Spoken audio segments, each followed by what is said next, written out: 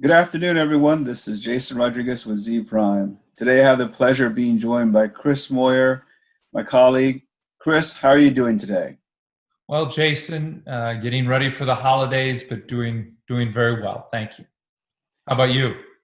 I'm doing great. Glad to be speaking with you here today and can share a little news here when we're done today about some of the things on your horizon, but I'm looking forward to speaking with you today. So, Chris, it's been an amazing year in a lot of ways, and you can think of that good, bad, and whatever direction you want to see it from. But I wanted to just get your thoughts as we conclude the year on what has been your biggest surprise of 2020. Well, nobody on January 1st of 2020 would have been able to perfectly predict the amount of tragedy and disruption that COVID-19 has caused. But I think that if there was something that I was most surprised about in relation to the utility industry and energy was that how well the utility industry was able to respond uh, and and proactively take measures to uh, prevent shutoffs from happening for their customers, to keep their workers safe, and to engage with their customers. I think that that was a really strong mark for utilities this year. And it really tells the story about how important planning and resilience is, because all of these utilities had pandemic plans.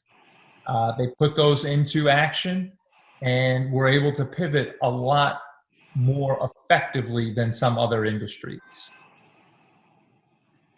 So, looking into 2021 a little bit now with the new Biden-Harris administration coming on, he's recently announced several key picks for the Department of Energy, the EPA, and several other key cabinet positions. So, from your perspective, what does that tell us about what we can expect from a Biden administration in regards to clean tech or infrastructure? I think that anybody that is focused on clean technology, clean energy, and the transformation of our energy system has to be feeling really good right now. Obviously, sitting in Michigan, having the former governor of Michigan, Jennifer Granholm, soon to be leading the Department of Energy, somebody that has focused so much of her career in and out of government on the transition to cleaner energy, on the transition to cleaner transportation, has to give a lot of cheer to anybody that is paying attention to that. But in addition, I think that it's not just those top level picks related specifically to those folks dealing with climate. It's that President-elect Biden has tasked all of his agencies and all of the people that he is working with to think about sustainability.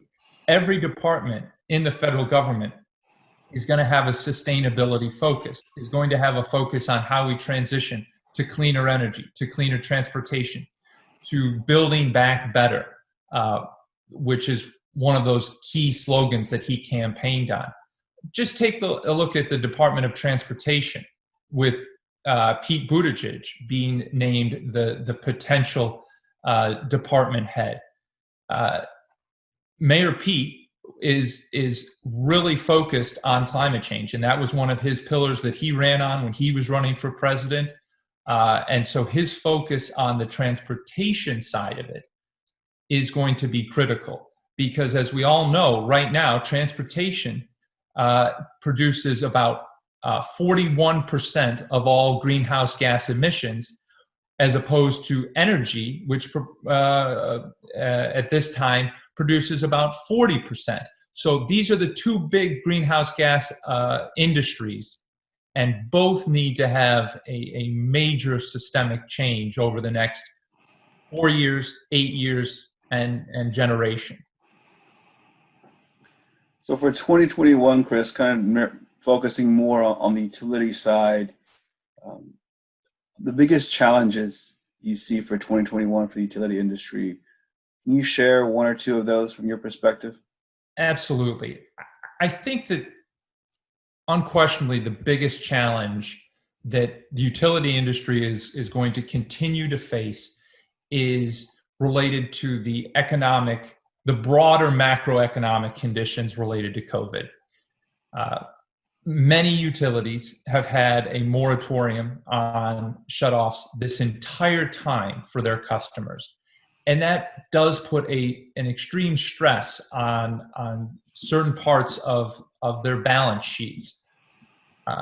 How utilities are going to effectively navigate paying for the scheduled maintenance that they have, whether they make the determination to have deferred maintenance on some operational capacity. These are questions that are going to be answered utility by utility, department by department. But it is going to be a trend that all utilities have to deal with. One of the other big question marks for 2021 is what type of investment at the federal level does come to fruition in terms of stimulus. There's talk right now that we're very close to another $900 billion deal. By the time people are watching this, that deal might have already passed in Congress. But how much of that ultimately filters into the utility industry and working towards a clean energy transition is to be determined. And I promise you that the Biden administration is going to be working on figuring out ways to do more in that regard and find more ways to shift money into this industry. Whether they're able to do it is another question, and that's very much dependent on who controls the Senate at the end of January. So that's a question that's out there. If there is money that ultimately goes towards the utility industry, that money will be instrumental in filling the gaps that do exist with C&I customers not going under or not using as much energy, and residential customers that are struggling to pay their bills. So on the other side of that, how about one or two opportunities you can look to for 2021 for the utility industry? I think that the two biggest opportunities for the utility industry really are the rapid evolution of both of the electric vehicle market, and while that won't all come to fruition in 2021, the foundation is there, and the OEMs are making a major commitment to produce electric vehicles in the 21-year model, the 22-year model, the 23-year models. So a lot more demand is going to be is going to be there for those electric vehicles, which has a potentially large impact for utilities in terms of increased demand. So this is a great opportunity, and this is the time that utilities really need to commit to being leaders in the electric vehicle market. The other opportunity is the confluence of continued investment in AMI metering and advanced distribution management system. And this does go hand in hand with the increase of electric vehicles on the market. But over the last decade, there's been this massive investment and massive amount of AMI meters that have come into the grid. The back end side of this is what's happening at the distribution level. And over the next decade, investment in advanced distribution management systems to integrate electric vehicles, to integrate renewables, to balance the grid more effectively and in real time is going to be very crucial. And that's going to have a very positive impact for customers and operational efficiency. Thank you. What a great way to wrap it up for 2021. Lots of things to think about, Chris. I do want to thank you for coming on and sharing with us some of your key trends you see for 2021. But I also want to say to all our audience out there that this week is actually Chris's last official week as a Z Primer, and it's been a thrill and pleasure to work with Chris and see the impact he's been able to have on the utility industry and clean tech in general. Chris, we wish you well in your next venture out with the Detroit Regional Chamber as you take your next steps there. And we're very excited there and just can't express our gratitude enough for the things you've helped Z Prime do, but also most importantly, is you've helped your people, staff, and the utility industry do over the past few years with us.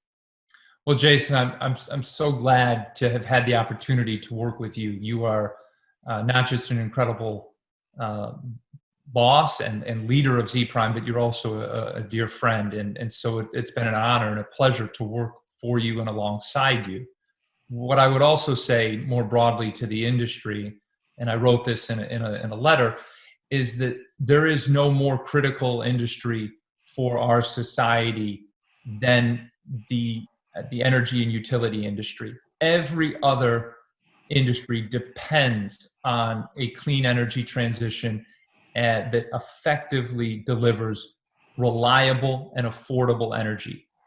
Every other facet of our society is dependent on that. And so for all of my sisters and brothers in the industry, never forget the important role that you play in tackling the biggest challenge of the 21st century, and that is fighting climate change and transitioning to a clean energy economy. So it's been a privilege, and I'm not really going anywhere. I'll be working in a tangential capacity to it, focused a lot on mobility and some still on clean energy, but the fight and the work continues. Fantastic, Chris. Well, thanks again for joining, and we will see you soon. Thanks, everyone.